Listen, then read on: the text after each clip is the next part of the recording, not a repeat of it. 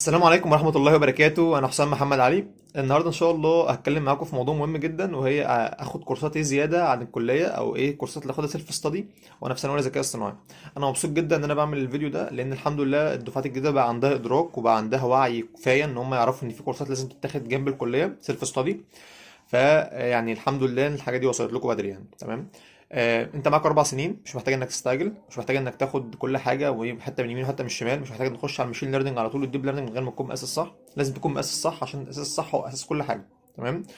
في البرمجه الاساس الصح مهم جدا، وفي الاي اي مهم جدا جدا، لان المجال بتاعنا تقيل ومحتاجك قوي، ومحتاجك عشان تعرف تشتغل في مكان كويس محتاج تكون قوي في كل الحاجات اللي احنا هنتكلم فيها الفيديو ده، وحاجات تانية كمان انا مش هتكلم عليها تعرفها انت مع الوقت لوحدك. تمام. بداية كده انت بتخش سنة أولى، بيبقى عندك في الترم الأول إنجليزي، بيكون عندك كمان ماثيماتكس، تمام، رياضيات. فبتكون انت محتاج طول الترم الاول تظبط الانجليزي وتظبط الماثيماتكس. طب هنعمل اتفاق صغير كده نمشي على الفيديو كله، مش على الفتره الجايه كلها. الانجليزي خليه ثابت معاك ال4 سنين الجايين. الانجليزي من الحاجات المهمه جدا، لغه العالم، فخليه بتطوره دايما باستمرار، كل يوم ساعه، كل يوم بس ساعه. شوف بعد 3 4 سنين الدنيا هتبقى عامله معاك ازاي. سبيكنج مع حد، اعمل كونفرزيشن مع اي حد، اعمل هات بيبر واقراها، هات بي دي اف وترجمه واقراه واكتب بايدك واقرا بلسانك، وخش على زمالك انجلش، وخش حاجات كتيره. هتلاقي كل ده موجود تحت في المصادر ان شاء الله.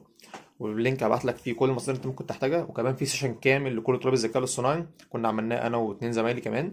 كنا اتكلمنا فيه عن كل حاجه واي حاجه تخصك في الكليه وبره الكليه وفي المجال بشكل عام. كان حاجه جميله جدا، ان شاء الله تستفيد منها يعني. تمام. دي كانت اول حاجه. خلي الانجليزي على طول ثابت معاك على طول ال4 سنين الجايين. يبقى معاك تاني حاجه بقى الماثيماتكس، محتاج انك تظبطها، لان الجبر كالكولس ستاتستيك بروبابيلتي. الترم الاول كله خليك كده. طيب عاده كلنا بنضيع الترم الاول في اللاشيء، بيبقى كل هدفنا ان احنا يعني نعدي الترم وخلاص. تمام، مفيش مشكله. ابدا من الترم التاني من شهر اتنين. الاجازه ما تضيعش الاجازه، ما تضيعش اي اجازه، يعني ممكن تاخد يومين ثلاثه بريك اسبوع، ما تضيعش اي اجازه سواء الكبيره او الصغيره. تمام. محتاج انك تبدا بقى من شهر اتنين لحد شهر مثلا سبعة، هتخلص الترم الاول كله، الترم التاني كله سوري. تبدا في 3 حاجات مهمين جدا. طبعا اتفقنا ان الانجليزي ثابت، هيبقى معانا بقى الماثيماتكس، الجبرا، كالكولاس، ستاتستيك، بروبابيلتي، لو انت ما خدتهمش، ولو خدتهم اكد عليهم، تمام، مهمين جدا. وعندك بايثون بالمكتبات بتاعتها، بانداس، نمباي، ماب بلوتليب، سايكل، تنسفلور، كيراس، هتلاقيهم موجودين برضو عند باشمهندس هشام عاصم واكتر من حد تاني. هبعت لك لينكات ليهم ان شاء الله، رب تستفاد يعني. وعندك الترم التاني اصلا في داتابيز، ماده مهمه جدا، قواعد البيانات مهمه جدا ما تفوتهاش، والسيكوال اداه مهمه جدا جدا جدا ما تفوتهاش. تمام. هتشتغل معاك في كل حاجه، في الداتا اناليسيس والداتا ساينس وفي الاي اي بشكل عام، مهمه جدا السيكوال. تمام. محتاج انك تشتغلها، مهمه جدا صدقني. تمام. كده انت معاك برضو جنب الكليه الحاجات دي مهمه جدا لحد شهر سبعة. هتخش على الماشين ليرنينج على طول. السنه بقى الماشين ليرنينج في شهر الاجازه. كده كده انت هتاخدها في سنه تانية الترم الاول، فمحتاج انك تاخدها كده بروقان. فانت هيكون معاك من اول شهر سبعة لحد شهر واحد انت شغال ماشين ليرنينج اقصى حاجه عندك. يبقى انت من شهر واحد، من شهر سبعة لحد شهر واحد شغال ماشين ليرنينج، وشغال كمان بجانبها شويه مشاريع كده، 20 مشروع 25 مشروع هيفيدوك جدا. هتلاقي المشاريع دي موجوده على جيت هاب، هتلاقي المشاريع دي موجوده على كاجل، لازم تكون عامل عليهم اكونتات وشغال عليهم. تمام. ترفع اي حاجه ليك على جيت هاب. تمام. ولازم تكون عامل اكونت على لينكد ان ومتابع كل ابديت بينزل، مهم جدا. تمام. الحاجات دي مهمه جدا، هتفيدك جدا باذن الله. بجانب الماشين ليرنينج وشويه المشاريع اللي انت تشتغلهم، اشتغل بقى حاجه مهمه جدا، وهي الديستراكشن الجوريزم. باحسن لغه من وجهه نظري ومن وجهه نظر ناس كتير هي السي بلس بلس. تمام. برضه في ال6 شهور دول، من اول شهر سبعة لحد شهر واحد او شهر اتنين كمان.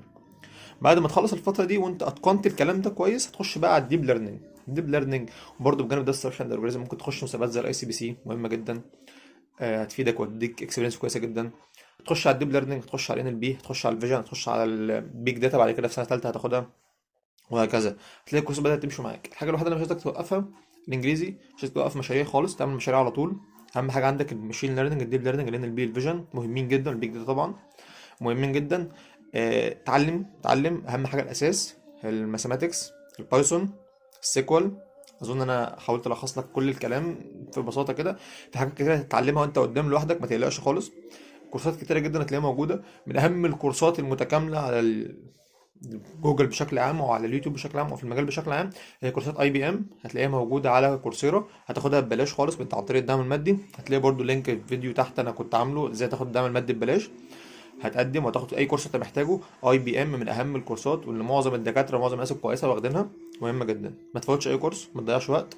اهم حاجه بقى ما تخش على طول في ماشين ليرنينج والديب ليرنينج، بس الاهم من ان انت ما تخشش على طول قبل ما تاسس، ان انت ما تضيعش وقت. يعني التلات اربع اشهر بتوع سنه تانيه ما تضيعهمش، هتلاقي نفسك زنقت نفسك انك عايز تخش في ماشين ليرنينج، دلوقتي يضغطك.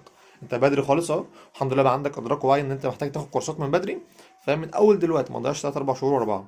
ولو ضيعت كمل تاني واستمر واعمل بلان جديده وابدا امشي خطوه بخطوه وستيب باي ستيب.